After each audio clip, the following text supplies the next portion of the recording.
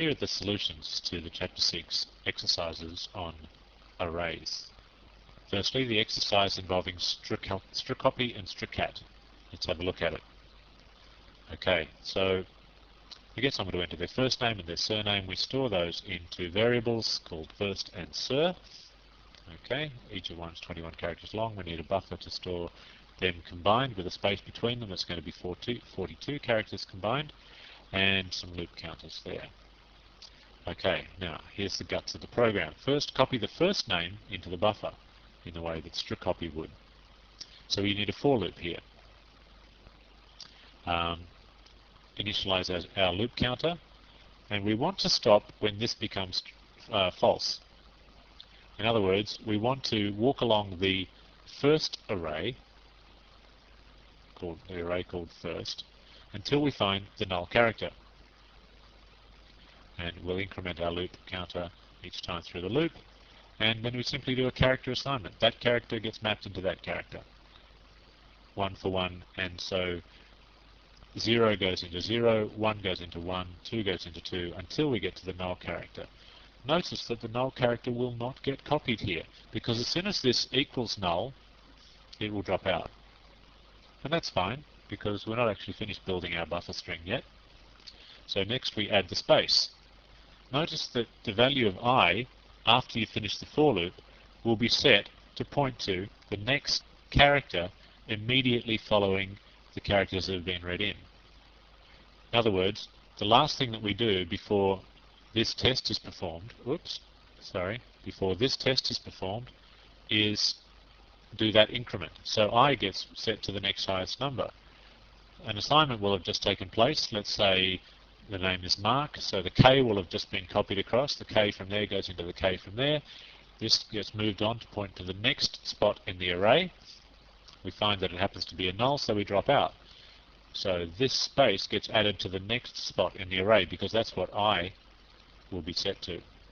Now don't forget to actually increment I. You've added another character to the buffer, so we need to keep track of that. We need to keep track of the fact that we actually have moved one space along.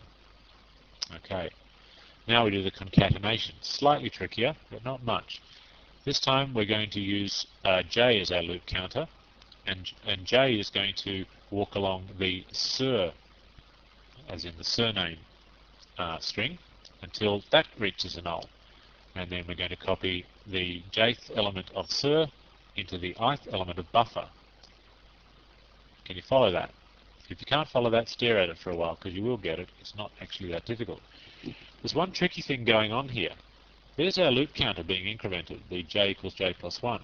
But what about this? We've got an I equals I plus 1 as well. Now clearly we need an I equals I plus 1. We've got to walk along our buffer one character at a time, just exactly the same as we walk along sur one character at a time. But I thought there was only supposed to be 3 things in a for loop: an initialization, a condition, and then an increment. And that's true. There is. But notice that all those 3 things are separated by semicolon. Semicolon there, semicolon there. This is a comma. Interesting. You're allowed to do several increments if they're all separated by commas. You're also allowed to do several initializations if they're all separated by commas. You probably didn't know that either. So I could here say j equals 0, comma, and x equals 10 if we had a variable called x, but we don't. So you might think to yourself, well, obviously then, as far as the condition is concerned, this condition here, you can put a comma after that and perform some other condition. X is less than 10 or something like that. Now, the compiler will allow you to get away with it, but it's actually kind of wrong. Because if you really want to have 2 conditions, then join them together using an ampersand, x is less than 10, or the pair of or characters. Those will work probably a lot better than the comma will. It's legal, but not recommended. Okay, so there's the trickiness. Notice that the for loop has 2 increments. Okay. Now, finally, we've added all the characters to our buffer, all except the null character.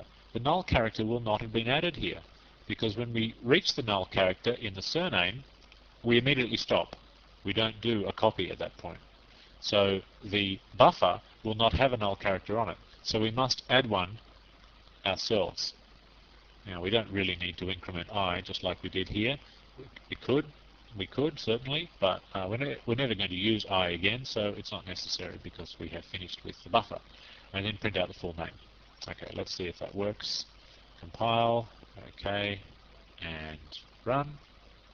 Please enter your first name, Mark, your surname, Virtue, full name, Mark, Virtue with a space in between. Okay, so the copy and the concatenation are both working. Okay, now let's have a look at the more important of the two exercises, the course project. Here it is, database.c, this time in the Chapter 6 folder. Okay, so now this is turning into quite a substantial program. We have 132 lines in this program at the moment. Not bad. Okay, so let's see what's been added. Oh, hang on, here's the first thing that's been added. These are now all arrays. We've got 100 titles, and that's a two-dimensional array, notice, because that's an array of arrays of characters, or in other words, it's an array of strings. And the same with the artist, so that's a two-dimensional array as well. We have 100 tracks, we have 100 flags to say whether it's an album or a single, and we have 100 prices. These 100 flags, that's 100 booleans, 100 yeses or nos. Now, very importantly, we need a counter to keep track of how many we've currently read in, otherwise we won't know how many to print out again. And finally, we need a loop counter, but that's pretty straightforward. Okay, let's have a look at the differences between this version and the last version. Notice I've put a little warning message out here. You can store a maximum of 100 CDs. Okay, now clearly we're going to have to loop. We're going to have to loop until they decide that they don't want to enter any more CDs. So we don't know at the beginning of the loop how many times we're going to end up going through the loop. So we could use a while loop for this. We could indeed use a while loop. I actually prefer to use a forever loop. Why? Because there is, well, we can have several ways that we can break out of this loop. We could break out of this loop if they ever answer no, they don't want to enter anymore. And we could also break out of this loop if we reach the maximum of 100 CDs. So we're going to have two possible ways of exiting. So I just like to deal with them as they come up. And I don't think it's necessary to put a condition in here. Still, that's a style issue, and that's just my opinion, but you can do it however you like. If you used a while loop or even a for loop, then that would be perfectly okay as well, just so long as it worked. Okay, so let's see what this loop actually does. Ask them if they want to enter another CD. So ask them a yes-no type question, read one character as their answer, and we can use the type variable again for that. It's just a temporary variable. We don't need to store that anywhere. Compare it to a lowercase y or even an uppercase y, and if they did not answer either of those, then break. So we're not really going to go to the trouble of saying you must enter a y or an n. If they enter yes, then we'll go and do it all again, and if they enter anything but a yes, then we'll break at that point. I guess we could be really strict about it, but it's just not necessary. So I'm just going to throw a little new line in there to make the output look neater. You'll see why when we get to the output. Okay, let's start entering details. Now, this is all the same as it was before, except I've told them what number CD we're entering, so they can kind of keep track. If we get up to 85, they may be losing count, so that will let them know. And obviously, here's the juicy part. We're entering data into not just the variable called title, but now title is actually an array of strings, so we want to enter data into just one of those strings, and that one will be specified by the index called count. Now, if you notice, count came from up here, and count was initialized to 0. So right at this point in time, when we get down to this line again, count will be on 0 the first time through the loop anyway. So we'll be reading data into the 0th element of the array, which is exactly what we want to do. And at the bottom of this loop, we will increment count, so that count will be set to 1, and we can go around the loop again. That's also a fairly standard way of doing things. Again, the artist is exactly the same. Next, the number of tracks, again, pretty much the same. Album, single stuff, all pretty much the same. The difference obviously being, again, exactly the same. We need to have we now have an array of flags, an array of booleans, so we want to make sure we just reference the one of them. Again, by using count. Price is exactly the same. Okay, now we get to the more interesting part of the code, the additions. We've got count equals count plus 1. Okay, that's pretty straightforward. We have now finished adding the 0th element, the 0th CD, and now we're ready to increment count, and thus we'll be, next time through the loop, we'll be adding details surrounding the CD number 1, which will actually be, if you think about it, the second CD. So, oh, good, better check that we've filled up the array. Now, if count is equal to 100 at this point, in other words, we've read in exactly 100 CDs, then we're full. The array is full. And we'll put a little message out, and we'll break. Because the next thing we're going to do after that is we're going to print them all out. So we've got one break here if they reach the limit, and we've got another break, if you think about it, up here. Let's scroll up to the top.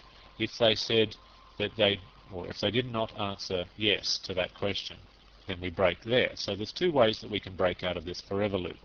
It's always a danger with forever loops that they're going to turn into infinite loops, but we have two different possible ways of getting out of the loop. Once if the user tells us that they don't want to continue, and once if we tell the user that we can't continue. Okay, so let's move on. So that is the end of the loop, and that line right there is the actual end of the for loop. So it's quite a long for loop. It's probably 60 odd lines of code. Next, we print all the details out. Now we can just use a straightforward for loop there, pretty much standard, and we tell them that we're printing out the details of CD number what? CD number 1, 2, 3. Notice that we'll actually be counting up from zeros, but we want to be telling the user that we're counting up from 1, so we make a little adjustment there. That's always what we have to do with the language of C. We don't have to worry about it with BASIC or Pascal or those other languages. And every time we output a piece of information, we're outputting the ith element. So I will be 0 at the beginning, so we'll be outputting the first element, and then so on and so on. So that's the difference there. And then we'll just keep going around through that loop. But as a user-friendly sort of option, I've done this bit of code here. I'll ask them to press enter to see the next set of details. I don't want to scroll up, 99 or 100 CD details. They'll only get to see the last couple on the screen. The rest will have scrolled away, never to be seen again. So they can read all the details on the screen, press enter, and they'll see the next set. And that's just a pretty standard get chart. But I only want to do that if there is actually another one to see. So if we get up to, say, 99 and they actually entered 100, then we don't really need to, well, if we get up to the 100th one, shall we say, then we don't really need to tell them to press enter to see the next set, because there is no next set. Now, if you're not entirely comfortable with why this is count minus 1 and not just count, then I suggest that you just have a little bit of think about it, and you'll find that it's true. Finally, we're all done. We've printed out all the details of all the CDs. We can press enter to exit the program. Okay, fine. Let's see if it works. Compile. No errors. Great, 132 lines and no errors. Run the thing. Have you any more CDs to enter? Well, that's not a bad question right at the beginning, because they may not actually wish to enter any CDs from the beginning. So if I said no, press enter to exit the program. Well, that's nice. You should always test that sort of thing, just in case. Any more CDs to enter? This time we'll say yes, and okay, I don't really want to type in massive numbers of details, so we'll just call this A, and the artist being B, and the number of tracks will be 3, and this will be an album, and the price will be $5.55. And oh, have you got any more to enter? Sure, why not? One more. I don't really want to do 100. I'm sure you'd get as bored as I would. This will be under T, and it'll be by the artist W, one of my favorite bands. And there are 7 tracks. It's a single. Don't know why you'd have 7 tracks on a single, but never mind. And the retail price is $9.99. Have you any more CDs to enter? No. No more. So it now prints out the details of CD number 1. And if you recall, that's exactly what I entered. Press enter to see the next set. And yes, that looks pretty much what I entered as well. Oh, press enter to exit the program. Looks pretty good. Okay, that's it. So that's it. We now have a database a real legitimate database of CDs. It's not particularly functional, as you've seen, but at least it does something more than just enter the details of one